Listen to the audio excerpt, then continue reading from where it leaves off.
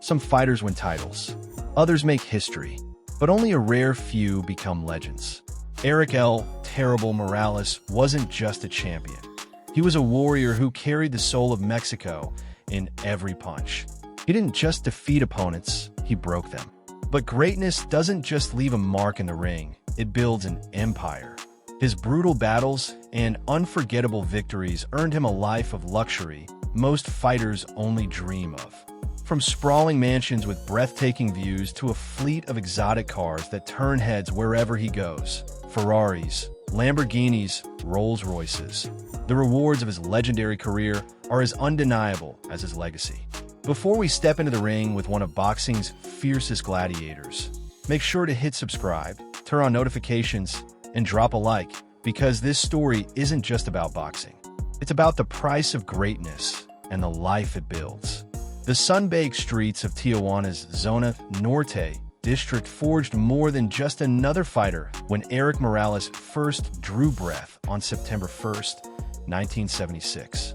In a nation where boxing pulses through the veins of its people like a second heartbeat, Morales emerged as something extraordinary, a warrior whose journey from poverty to glory would captivate millions and redefine what it meant to be a Mexican champion. From a moment 5-year-old Erik first wrapped his small hands in a boxing gloves under his father Jose's watchful eye, destiny seemed written in every punch he threw. The ring became his canvas, each fight a brushstroke in what would become a masterpiece of courage, skill, and indomitable will. As he rose through the amateur ranks, accumulating over 100 victories before his professional debut, insiders whispered that something special was brewing in Tijuana. A fighter who combined technical brilliance with a raw, unyielding heart that Mexican boxing fans treasure above all else.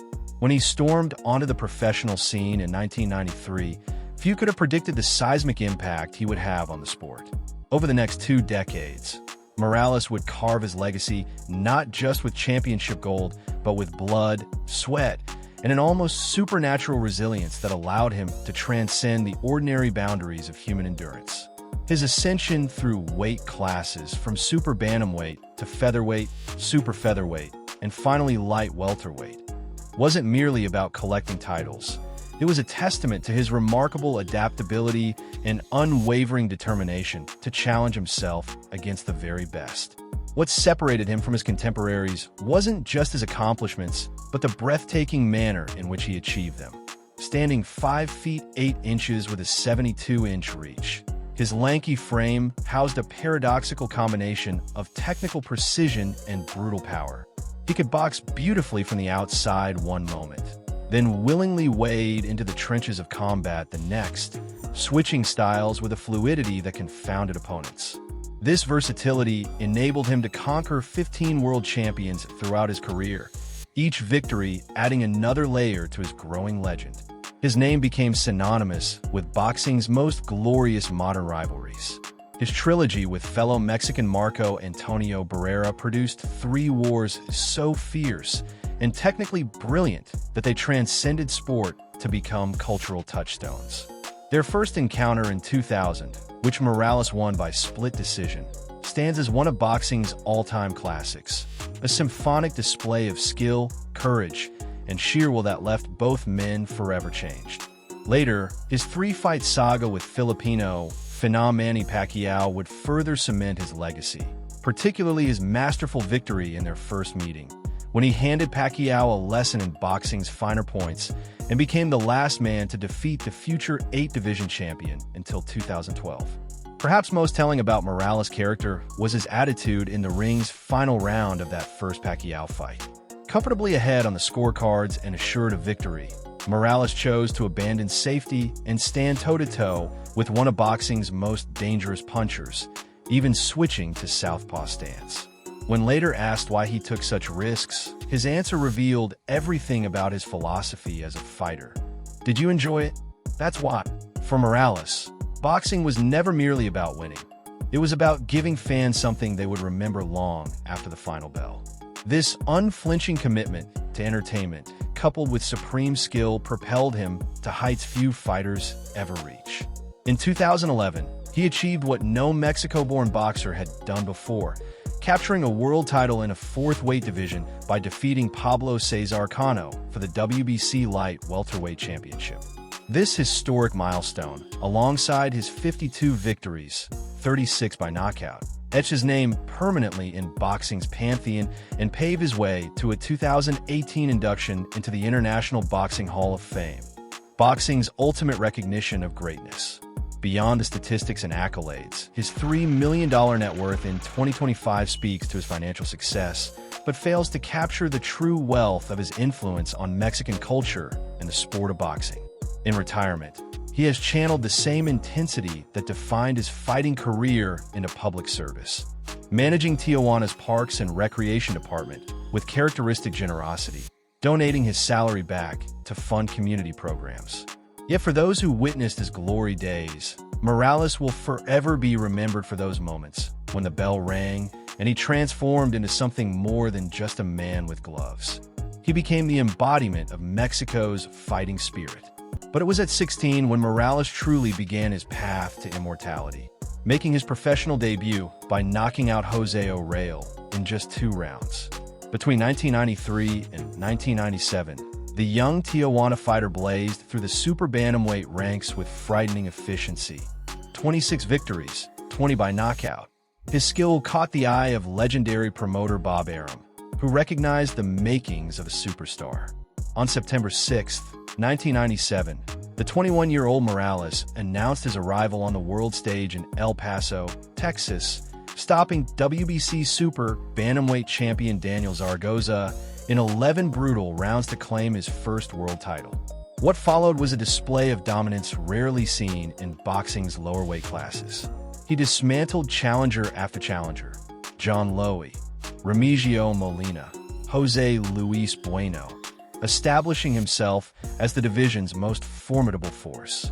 In September 1998, Morales faced his first true test in former two-weight world champion Junior Jones, an American fighter with a mystifying 35-0 record against Mexican opponents, including 2 victories over Marco Antonio Barrera. In front of a passionate Tijuana crowd, Morales shattered the Jones mystique with 2 devastating overhead right crosses in the 4th round. The message was clear: Erik Morales was special. A year later, he battled former WBC bantamweight champion Wayne McCullough in what he would later describe as one of the 3 toughest fights of his career. The Northern Irishman's legendary chin and relentless pressure pushed Morales to his limits, but El Terrible prevailed, setting the stage for what would become boxing's defining trilogy of the era. February 2000 marked the beginning of boxing's great modern rivalry, when Morales faced his countryman Marco Antonio Barrera for the WBO Super Bantamweight title. What unfolded that night has since been etched into boxing lore.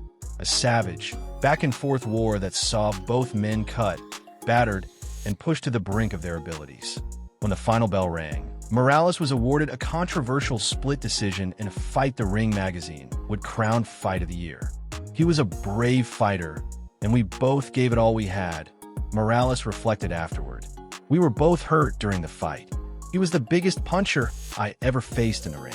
After 9 successful title defenses, Morales vacated his super bantamweight crown and moved up to the featherweight division. His ascent continued unabated. He claimed the interim WBC featherweight championship by battering Kevin Kelly with 6 consecutive uppercuts in 2000, then secured the full title with a hard-fought decision over Guti Espadas Jr. in February 2001. Later that year, he solidified his status by defeating the tough Jin Chi of South Korea. But boxing's cruel nature revealed itself in June 2002 when Morales tasted defeat for the first time in his 42nd professional fight, losing a controversial majority decision and his WBC title in a rematch with Marco Antonio Barrera. Though Morales appeared to control much of the fight, the judges saw it differently, awarding Barrera a victory that many, including HBO's unofficial ringside scorer Harold Letterman, disputed. True champions aren't defined by their falls, but by how they rise afterward. He immediately bounced back, dominating former world champion Paulie Ayala to reclaim the vacant WBC featherweight title. He followed with decisive victories over Eddie Croft and Fernando Velardes before knocking out Guti Espadas Jr. in their rematch, this time needing just 3 rounds to finish the job. February 28, 2004, marked another historic milestone as he captured the WBC super featherweight title with a unanimous decision over Jesus Chavez, becoming just the second Mexican boxer, after the legendary Julio Cesar Chavez, to win titles in 3 different weight divisions. Later that year, he unified the division by adding the IBF title with a victory over Carlos Hernandez. The epic trilogy with Barrera concluded on November 27, 2004, drawing over 11,000 passionate fans. In another razor-close encounter that was named the Ring Fight of the Year, Barrera emerged victorious via split decision. While disappointing, this loss did little to diminish his stature in the sport. March 19, 2005, brought what many consider Morales' finest moment, a surprising unanimous decision victory over the rising Filipino sensation Manny Pacquiao.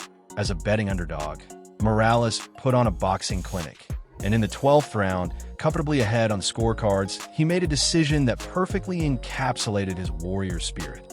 He chose to stand and brawl with the fearsome puncher, even switching to southpaw stance in the process.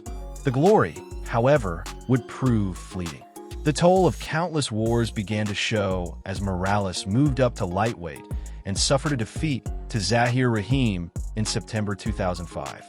Subsequent rematches with Pacquiao resulted in back-to-back losses, a 10th-round stoppage in January 2006, and a devastating 3rd-round knockout in November of the same year.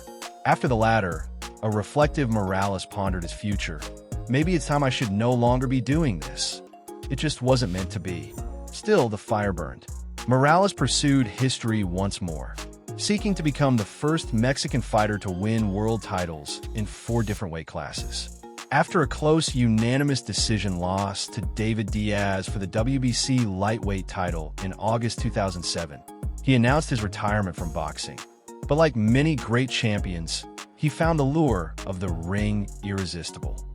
After 3 years away, he began his comeback in 2010.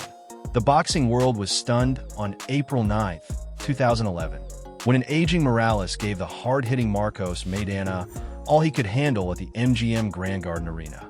Despite fighting well above his best weight, with his eye badly swollen from the opening round, he turned back the clock with a performance that won over the crowd and gave boxing fans another Fight of the Year candidate.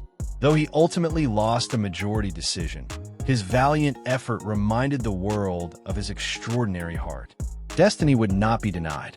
On September 17, 2011, Morales defeated Pablo Cesar Cano to win the vacant WBC light welterweight championship, becoming the first Mexico-born boxer to capture world titles in 4 different weight classes, an achievement that cemented his legacy as one of his country's greatest sporting heroes. His final chapters in the ring were written against the rising star Danny Garcia in 2012.